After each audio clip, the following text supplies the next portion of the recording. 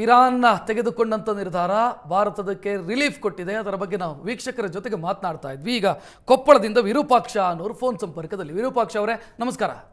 Sir ನಮಸ್ಕಾರ sir. ನಮಸ್ತೆ. ಯಾವ ರೀತಿ ನೋಡ್ತೀರಿ ಇದನ್ನ? ಖಂಡಿತ ಸರ್, ಬಹಳ ಅದ್ಭುತವಾಗಿರ್ತಕ್ಕಂಥದ್ದು ನಮ್ಮ ರಾಜತಾಂತ್ರಿಕ ವ್ಯವಸ್ಥೆ. ಇದನ್ನ ನಾವು ಬಹಳ ಖುಷಿಯಿಂದ ಸ್ವಾಗತ ಮಾಡಿಕೊಂತೀವಿ ಸರ್. ಆಕ್ಚುಲಿ ಏನಂದ್ರೆ ನಮ್ಮ ದೇಶ ಸಣ್ಣ ಜನಸಂಖ್ಯೆ ಇರ್ತಕ್ಕಂಥ ದೇಶ ಅಲ್ಲ ಸರ್. ನಾವು ಜಗತ್ತಿನಲ್ಲಿ ಅತಿ ಜನಸಂಖ್ಯೆ ಅಂತ ಹೊಂದಿರತಕ್ಕಂಥ ರಾಷ್ಟ್ರದವರು. ಈ ತರ ಪರಿಸ್ಥಿತಿಗಳು ಬಂದಾಗ ನಾವು ಬಹಳ ಅದ್ಭುತವಾಗಿ ಈ ರಾಜತಾಂತ್ರಿಕ ವ್ಯವಸ್ಥೆಯನ್ನ ಸ್ವಾಗತ ಮಾಡ್ಕೋಬೇಕಾಗುತ್ತೆ.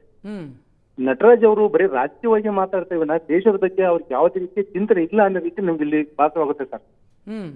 ಖಂಡಿತವಾಗಿ ನಮ್ಮ ದೇಶದ ವ್ಯವಸ್ಥೆ, ಮೋದಿಯವರ ಟೀಮ್ ಏನಿದೆ ಇವತ್ತು ಅದ್ಭುತವಾದ ಕಾರ್ಯನ ಮಾಡ್ತಾ ಇದೆ.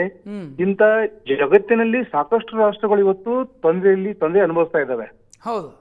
ಅತಿ ಕಡಿಮೆ ಜನಸಂಖ್ಯೆ ಇರ್ತಕ್ಕಂಥ ರಾಷ್ಟ್ರಗಳ ಬಗ್ಗೆ ಹೇಳ್ತಾ ಇದ್ದೀನಿ ಸರ್ ನಾನು. ಜಗತ್ತಿನಲ್ಲೇ ದೊಡ್ಡ ಜನಸಂಖ್ಯೆ ಹೊಂದಿರತಕ್ಕಂಥ ರಾಷ್ಟ್ರದವ್ರು ನಾವಾಗಿದ್ದು, ಇಂಥ ಸಂದರ್ಭದಲ್ಲಿಯೂ ಕೂಡ ಯಾವುದೇ ಸಣ್ಣ ಪುಟ್ಟ ತೊಂದರೆಗಳಾಗ್ತಾ ಇದ್ದಾವೆ ವಿನಃ ದೊಡ್ಡ ಮಟ್ಟದಲ್ಲಿ ಏನು ಸಮಸ್ಯೆ ಬಂದಿಲ್ಲ ಸರ್. ಸೊ ನಿಭಾಯಿಸಿದ ಸರಿ ಇದೆ ಅಂತ ಹೇಳುತ್ತಾವು. ಕೇಂದ್ರ ಸರ್ಕಾರ ಕರೆಕ್ಟ್ ಆಗಿ ನಿಭಾಯಿಸಿದೆ ಸ್ಥಿತಿಯನ್ನ. ಖಂಡಿತವಾಗ್ಲೂ ಸರ್ ಬಹಳ ಅದ್ಭುತವಾದ ಕಾರ್ಯ ಮಾಡ್ತಾ ಇದ್ದಾರೆ. ಅದನ್ನ ನಾವು ತುಂಬುರದಿಂದ ಸ್ವಾಗತ ಮಾಡಲೇಬೇಕು sir. Yes, thank you Virupaksha ಅವರೇ. ಈಗ ಮೈಸೂರಿಂದ ಒಬ್ರು ಕಾಲರ್. ನಮಸ್ತೆ ಗಗನ್ ಅವರೇ, ನಮಸ್ಕಾರ. ಎಸ್, ಮಾತನಾಡ್ಸೋಣ. ಇನ್ನಷ್ಟು ಜನರಿಗೆ ಮಾತನಾಡೋದಕ್ಕೆ ಅವಕಾಶ ಕೊಡ್ತೀವಿ. ಒಟ್ಟಿನಲ್ಲಿ ಭಾರತದ ರಾಜತಾಂತ್ರಿಕ ಪ್ರಯತ್ನಗಳು ಯಶಸ್ಸನ್ನು ಕಾಣ್ತಿದ್ದಾವೆ. 27 ದಿನದ ನಂತರ ಭಾರತಕ್ಕೆ ಸಿಗಬೇಕಾಗಿರುವಂಥ ಗುಡ್ ನ್ಯೂಸು ಇರಾನಿಂದ ಸಿಕ್ಕಿದೆ ಅಂತ. ಈಗ ಮತ್ತೊಬ್ಬರು ಕಾಲರು ನಮ್ಮ ಜೊತೆಗೆ ಸತೀಶ್ ಅವರೇ, ನಮಸ್ಕಾರ. ನಮಸ್ತೆ ಸತೀಶ್ ಅವರೇ. ಸರ್ ನಮಸ್ಕಾರ. ಸರ್ ನಮಸ್ಕಾರ ಸರ್. ಎಲ್ಲಿಂದ ಮಾತಾಡ್ತಿದ್ದೀರಿ ಸತೀಶ್ ಅವರು? ಸರ್ ನಾನು ಶಿವಮೊಗ್ಗದಿಂದ, ನನ್ನ ಮನೆಯಿಂದಾನೇ ಮಾತಾಡ್ತಾ ಇದ್ದೀನಿ. ಎಸ್ ಸತೀಶ್ ಅವರು ಹೇಳಿ, ಏನ್ ಹೇಳ್ತೀರಿ? ರಕ್ಷಿತ್ ಅವರೇ, ನಿಮ್ಮ ಹತ್ರ ಮಾತಾಡಕ್ ಬಹಳ ಸಂತೋಷ ಆಗ್ತಿದೆ.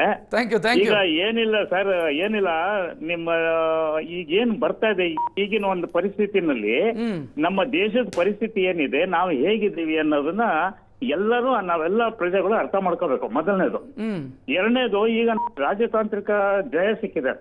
ಯಾವ್ದು ಹೋರ್ಮುಜಿಂದ ನಮ್ಮ ಇದನ್ನೆಲ್ಲ ಬಿಡ್ತಾ ಇದಾರೆ ಹೊರಗಡೆಗೆ. ನಮಗೆ ಇದು ಒಂದು ಅನುಕೂಲ ಅಂತ ನಾವು ಪರಿಭಾವಿಸ್ಬೇಕೇ ಹೊರತು, ನಾನು ನಟರಾಜ್ ಗೌಡ್ರ ಬಗ್ಗೆ ಬಹಳ ಗೌರವ ಇದೆ, ಆದ್ರೆ ಅವ್ರಿಗೆ ಮಾತಾಡೋದು ನನ್ಗೆ ಯಾಕೋ ಹಿಡಿಸ್ಲಿಲ್ಲ ಸರ್. ಯಾಕೆಂದ್ರೆ ಈ ರೀತಿ ಒಂದು ಟೆನ್ಷನ್ ಟೈಮಲ್ಲಿ ನಮ್ಮಂತವರಿಗೆ ಅವರು ಸ್ವಲ್ಪ ಸಪೋರ್ಟಿವ್ ಆಗಿ ಮಾತಾಡ್ಬೇಕು. ಅಂದ್ರೆ ಸಪೋರ್ಟಿವ್ ಆಗಿ ಅಂದ್ರೆ ನಮಗೆ ಧೈರ್ಯ ಕೊಡುವಂತ ಕೆಲಸ ಮಾಡಬೇಕು. ಎಲ್ಲವನ್ನ ರಾಜಕೀಯವಾಗಿ ನೋಡಬಾರ್ದು ಅಂತ ಹೇಳುತ್ತೆ. ಹೌದು, ಖಂಡಿತ ಸರ್, ಖಂಡಿತ ಅದನ್ನೇ ಹೇಳ್ತಾ ಇದ್ದೀನಿ. ರಾಜಕೀಯವಾಗಿ ನೋಡಬಾರ್ದು. ನಮ್ ದೇಶ ಇವತ್ತಿನ ದಿವಸ ಬಿಗ್ಗೆಸ್ಟ್ ಜನಸಂಖ್ಯೆ ಪಾಪ್ಯುಲೇಷನ್ ಇರುವಂತ ದೇಶ. ನಮಗೆ ಒಂದು 10 ಸಿಲಿಂಡರ್ ಬಂದ್ರೆ ಸಾಕಾಗಲ್ಲ, 1000 ಸಿಲಿಂಡರ್ ಬಂದ್ರೆ ಸಾಕಾಗಲ್ಲ. ಎಲ್ಲರನ್ನು ಫುಲ್ ಬಿಲ್ ಮಾಡಕ್ಕೆ ನರೇಂದ್ರ ಮೋದಿ ಅವರು ಎಷ್ಟು ಬೇಕೋ ಅಷ್ಟು ಮಾಡಿದ್ದಾರೆ. ನಾನು ನರೇಂದ್ರ ಮೋದಿ ಅವ್ರ ಬಗ್ಗೆ ಮಾತಾಡ್ತಿಲ್ಲ, ಬೇರೆಯವ್ರ ಬಗ್ಗೆ ಕೆಟ್ಟ ಮಾತಾಡ್ತಿಲ್ಲ. ನಾನು ಎಲ್ಲರೂ ನಮಗೆ ಬೇಕಾದರೆ ನಮ್ಮ ದೇಶದ ಪ್ರಧಾನಮಂತ್ರಿ ಅಂತ ಮಾತಾಡ್ತಿದ್ದೀನಿ ಅವರಿಗೆ. ಅವರು ಎಲ್ಲ ತಮ್ಮ ಸ್ವಂತ ವಿಚಾರಗಳನ್ನ ಬಿಟ್ಟು ಈ ಕೆಲಸ ಮಾಡ್ತಾ ಇದ್ದಾರೆ. ಅದಕ್ಕೆ ನಾವು ಅವ್ರಿಗೆ ಸಪೋರ್ಟ್ ಮಾಡ್ಬೇಕು. ಇಂಥ ಟೈಮಲ್ಲಿ ಅವರು ಒಂದು ಇದನ್ನ ನಾವು ಹಾಳು ಮಾಡಿದ್ರೆ ಅವ್ರಿಗೆ ಯಾವ ರೀತಿ ಧೈರ್ಯ ಬರುತ್ತೆ ಸರ್? ಕರೆಕ್ಟ್ ಅಲ್ವಾ ಸರ್? ಇದು ನಮ್ಮ ದೇಶದಲ್ಲಿ ನಾವು ಏನು ಜನ ನಡೀತಾ ಇದೀವಿ. ಈಗ ನೋಡಿ, 4 ದೇಶಕ್ಕೆ ಮಾತ್ರ ಅವರು ಪರ್ಮಿಷನ್ ಕೊಟ್ಟಿದ್ದಾರೆ ಹೋರ್ಮೋಜಲ್ಲಿ. ಅದನ್ನು ಸ್ಟಾಪ್ ಮಾಡಿದ್ರೆ ನಮ್ಮ ಪರಿಸ್ಥಿತಿ ಏನಾಗ್ತಿತ್ತು? ಎಸ್, ಕರೆಕ್ಟ್ ಸತೀಶ್ ಅವರೇ, ಥ್ಯಾಂಕ್ ಯು. ಈಗ ಬಾಗಲಕೋಟೆಯಿಂದ ವಿನೋದ್ ಅವರೇ, ನಮಸ್ಕಾರ. ಸರ್ ನಮಸ್ಕಾರ ಸರ್. ನಮಸ್ತೆ. ಏನ್ ಹೇಳ್ತೀರಿ? ಸರ್ ಚೆನ್ನಾಗಿದ್ದೀನಿ ಸರ್, ನೀವ್ ಹೆಂಗಿದ್ದೀರಿ? ನಾನು ಚೆನ್ನಾಗಿದ್ದೀನಿ. ಈ ಡೆವಲಪ್ಮೆಂಟ್ ಬಗ್ಗೆ ಏನ್ ಹೇಳ್ತೀರಿ? ಸರ್ ನಿಮ್ ಪ್ರೋಗ್ರಾಮ್ ತುಂಬಾ ಚೆನ್ನಾಗಿ ಬರುತ್ತೆ. Thank you. So I love your hosting. Thank you sir. ಎಲ್ಲ ಆರ್ಗನೈಸ್ ಮಾಡ್ತೀರಾ ಸರ್? Thank you sir. ಈಗ ಈ ಇಶ್ಯೂ ಬಗ್ಗೆ ಏನ್ ಹೇಳ್ತೀರಿ? ಯಾರಿಗೆ ಕ್ರೆಡಿಟ್ ಕೊಡಬೇಕು? ಸರ್ ನನ್ನ ಒಂದೇ ಕನ್ಸರ್ನ್ ಇರೋದು, ಇವ್ರೇನ್ ನಟರಾಜ್ ಗೌಡ ಮಾತಾಡಿದ್ರಲ್ಲ, ಸೊ ನನಗನ್ಸುತ್ತೆ ಇವ್ರಿಗೆ ಬೇಸಿಕ್ ಗೊತ್ತಿಲ್ಲ. ಫಸ್ಟ್ ಆಫ್ ಆಲ್, ದೇಶ ಅಂದ್ರೆ ಏನು, ಪ್ರಧಾನಿ ಅಂದ್ರೆ ಯಾರು, ಯಾವ ತರ ಡಿಪ್ಲೊಮ್ಯಾಟಿಕ್ ರಿಲೇಷನ್ ಇರುತ್ತೆ ಏನು ಅಂತ ಅದ್ರ ಬಗ್ಗೆ ಅವ್ರಿಗೆ ಏನು ಮಾಹಿತಿನೇ ಇಲ್ಲ. ಬೇಸಿಕ್ ಆಗಿ ಒಂದು ಸುಮ್ನೆ ಏನೋ ಮಾತಾಡೋದಲ್ಲ. ನನ್ ಪರ್ಸನಲ್ ರಿಕ್ವೆಸ್ಟ್ ಏನಂದ್ರೆ, ಒಂದು ಜೆನ್ಯೂನ್ ಪರ್ಸನ್ ಸರ್, ದಯವಿಟ್ಟು ಇಂಥ ಪ್ರೋಗ್ರಾಮ್ಗಳಲ್ಲಿ ಇಲ್ಲ ಬಂದ್ರು. ಆಗ್ಲೇ ನಮ್ಮಲ್ಲಿ ಎಕ್ಸ್ಪರ್ಟ್ ಮಾತನಾಡಿದ್ರು, ಪ್ರಭಾಕರ್ ಅವರು ಮಾತನಾಡಿದ್ರು. ಇರೋ ವ್ಯಕ್ತಿನ ಸ್ವಲ್ಪ ಡಿಬೇಟಿಗೆ ನೀವು ತಂದ್ರೆ ಸೊ ನಮಗೂ ಖುಷಿ ಇರುತ್ತೆ. ಸೊ ಅವ್ರು ಏನ್ ಮಾತಾಡ್ತಾರೆ ಅಂತ. ಅಂದ್ರೆ ನಾವು ಪೊಲಿಟಿಕಲ್ ವರ್ಷನ್ ಏನು ಅಂತ ಕೇಳಿದ್ವಿ ಅವ್ರ ಹತ್ರ. ಅದಕ್ಕಿಂತ ಮೊದಲು ಒಬ್ರು ಎಕ್ಸ್ಪರ್ಟ್ ಮಾತನಾಡಿದ್ರು ನಮ್ಮ ಜೊತೆಗೆ. ಇಲ್ಲ ಸರ್, ನಾನು ಕೇಳಿದೆ ರಕ್ಷಿತ್ ಸರ್, ನೀವೆಲ್ಲ ಪ್ರೋಗ್ರಾಮ್ ಚೆನ್ನಾಗಿ ಆರ್ಗನೈಸ್ ಮಾಡ್ತೀರಾ. ಬಟ್ ಅವ್ರು ಏನ್ ಹೇಳ್ತಾ ಇದ್ದೀರಲ್ಲ, ಮೋದಿಯಿಂದ ಬಂದಿಲ್ಲ, ಅವರಿಂದ ಬಂದಿಲ್ಲ. Sir, who is Modi? Modi is the India. Correct ಸರಿ ಸರ್, ಥ್ಯಾಂಕ್ ಯು ಅರ್ಥ ಆಯ್ತು, ನೀವು ಹೇಳಿದ್ ನನಗೆ ಅರ್ಥ ಆಯ್ತು ವಿನೋದ್ ಅವರೇ, ಥ್ಯಾಂಕ್ ಯು. ಈಗ ಮತ್ತೊಬ್ಬರು ಕಾಲರು. ನಮಸ್ತೆ. ನಮಸ್ಕಾರ ಸರ್. ನಂಜುಂಡೇಗೌಡ ಅವರು ಆನೇಕಲ್ನಿಂದ. ನಮಸ್ತೆ ಗೌಡ್ರೆ. ನಮಸ್ಕಾರ ಗೌಡ್ರೆ, ಕೇಳ್ತಿದ್ಯಾ ನಾನು ಮಾತಾಡೋದು? ಈಗ ಯಾವ ತರ ಇದೆ ಹೆಂಗಿದೆ ಅಂತ ಯಾವ ಪಕ್ಷ ಆಗ್ಲಿ ಯಾರಾಗ್ಲಿ ನಾವೆಲ್ಲ ಸ್ವಾಗತ ಮಾಡ್ಬೇಕು ಸರ್. ನಮ್ಮ ಕರ್ನಾಟಕದಲ್ಲಿ ನಮ್ಮ ಸಿದ್ದರಾಮಯ್ಯ, ನಮ್ಮ ಭಾರತ ದೇಶದ ಪ್ರಧಾನಮಂತ್ರಿ ಅಂತ ನರೇಂದ್ರ ಮೋದಿಜಿ ಹೋಗಿದ್ದಾರೆ. ಎಲ್ಲಾ ಗೌಡ್ರೆ ತಮ್ಮ ಧ್ವನಿ ನನಗೆ ಸ್ಪಷ್ಟ ಆಗ್ತಿಲ್ಲ, ತಮ್ಮ ಭಾವನೆ ನನಗೆ ಅರ್ಥ ಆಯ್ತು. ತಾವು ಹೇಳ್ತಾ ಇರೋದು ಸರ್ಕಾರದ ಪ್ರಯತ್ನ ಏನಿದೆ ಆ ಪ್ರಯತ್ನದ ಪ್ರತಿಫಲವಾಗಿ ಇದಾಗಿದೆ, ಆಗಿದ್ದನ್ನು ನಾವು ಸ್ವಾಗತಿಸಬೇಕು, ದೇಶಕ್ಕೆ ಒಳ್ಳೆಯದು ಅಂತಾದಾಗ ನಾವು ಅದನ್ನು ಸ್ವಾಗತಿಸಬೇಕು ಅನ್ನೋದು ತಮ್ಮ ಭಾವನೆ ಆಗಿತ್ತು. ಥ್ಯಾಂಕ್ ಯು ಸುವರ್ಣ ನ್ಯೂಸ್ ಜೊತೆಗೆ ಮಾತನಾಡಿದ್ದಕ್ಕೆ. ಜನರ ಭಾವನೆಯನ್ನು ನೀವು ನೋಡ್ತಾ ಇದ್ದೀರಿ. ಜನ ಹೇಳ್ತಾ ಇರೋದು ಇಲ್ಲಿ ನರೇಂದ್ರ ಮೋದಿಯವರು ಅಥವಾ ಇನ್ನೊಬ್ಬರು ಮತ್ತೊಬ್ಬರು ಅಲ್ಲ, ದೇಶಕ್ಕೆ ಒಂದು ರೀತಿಯ ಮೇಲುಗೈ ಸಿಕ್ಕಿದೆ. ಇಲ್ಲಿ LPGಯ ಸಮಸ್ಯೆ ಸೃಷ್ಟಿಯಾಗಿತ್ತು, ಅದು ಕೂಡ ಭಾರತ ಸೃಷ್ಟಿ ಮಾಡಿಕೊಂಡಿದ್ದಲ್ಲ, ಜಾಗತಿಕ ಕಾರಣದಿಂದ ಆಗಿರುವಂಥ ಬಿಕ್ಕಟ್ಟದು. ಅದನ್ನು ನಿಭಾಯಿಸುವಂಥ ಪ್ರಯತ್ನವನ್ನು ಭಾರತ ಸರ್ಕಾರ ಮಾಡ್ತಾ ಇದೆ. ಇದರ ಮಧ್ಯೆ ಈಗ ಭಾರತದ ಹಡಗುಗಳಿಗೆ ಅವಕಾಶ ಸಿಕ್ಕಿರೋದು ಒಂದು ರೀತಿ ರಿಲೀಫು ಅಂತ ಜನರ ಅಭಿಪ್ರಾಯ ಇರೋದನ್ನು ನೀವು ನೋಡ್ತಾ ಇದ್ದೀರಿ. ಒಂದು ಇನ್ಫಾರ್ಮೇಷನ್ ನಾನು ಕೊಡಬೇಕು ನಿಮಗೆ.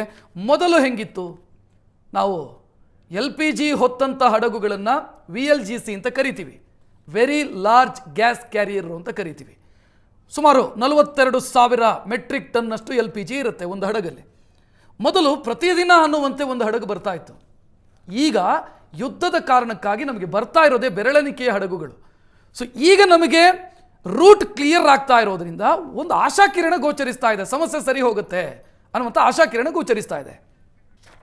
ಈಗ ಮಂಜುನಾಥ್ ಅನ್ನೋರು ಬೆಂಗಳೂರಿಂದ. ಮಂಜುನಾಥ್ ಅವರೇ ನಮಸ್ಕಾರ. ಸರ್ ನಮಸ್ಕಾರ ಸರ್, ನಾನು ಮಾಸ್ಟರ್ ಮಂಜುನಾಥ್ ಅಂತ. ನಮಸ್ತೆ ಸರ್. ಸ್ವಲ್ಪ ಹೊತ್ತು ಮುಂಚೆ ನಟರಾಜ್ ಗೌಡ ಮಾತಾಡ್ತಿದ್ರು ಸರ್. ದಯವಿಟ್ಟು ಅಂತವ್ರನ್ನ ನೀವು ಕನೆಕ್ಟ್ ಮಾಡಬೇಡಿ, ದೇಶಭಕ್ತಿ ಇಲ್ದವ್ರನ್ನ ಅಲ್ಲಿ ಕನೆಕ್ಟ್ ಮಾಡಬೇಡಿ. ವಿಶ್ವಗುರು ಅನ್ನೋದಕ್ಕೆ ಹೆಸರು ಮುಂಚಿನೆ ಅವ್ರು ಮಾಡ್ತಿರೋ ಕೆಲಸಗಳು ಒಂದೊಂದು ದೇಶಗೋಸ್ಕರ ಮಾಡ್ತಾ ಇದ್ದಾರೆ, ಅವ್ರು ಯಾವುದೇ ಪರಿವಾರಗೋಸ್ಕರ ಮಾಡ್ತಾ ಇಲ್ಲ. ಅವ್ರು ಇವತ್ತು ಮಾಡಿರೋ ಪ್ರತಿಯೊಂದು ತುಂಬಾ ಒಳ್ಳೇದಾಗ್ತಾ ಇದೆ ನಮ್ಗೆ.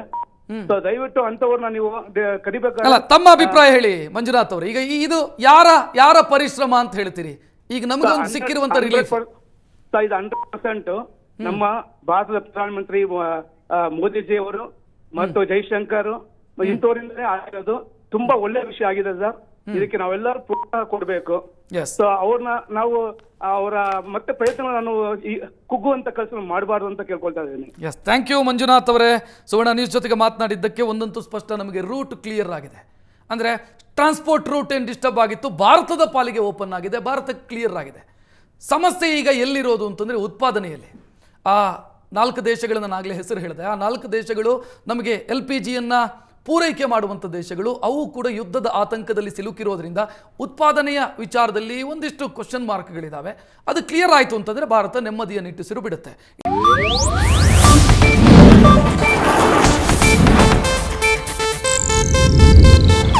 ಇದು ಏಷ್ಯಾನೆಟ್ ನ್ಯೂಸ್ ನೆಟ್ವರ್ಕ್ ಪ್ರಸ್ತುತಿ.